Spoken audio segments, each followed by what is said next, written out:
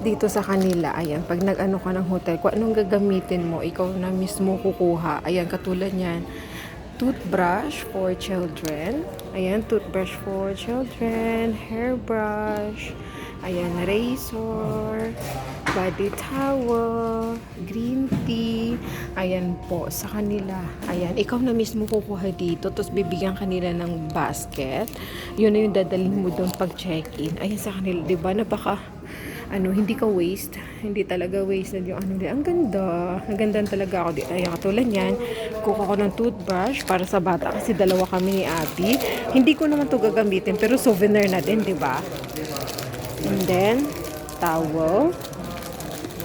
And then, the green tea. Ayan, kasi dalawa kami ni Abby. So, I use green tea and the towel. Sayang din to guys. Kahit na hindi natin siya gagamitin, kunin na rin natin siya kasi for souvenir. Ayan. So, this is it.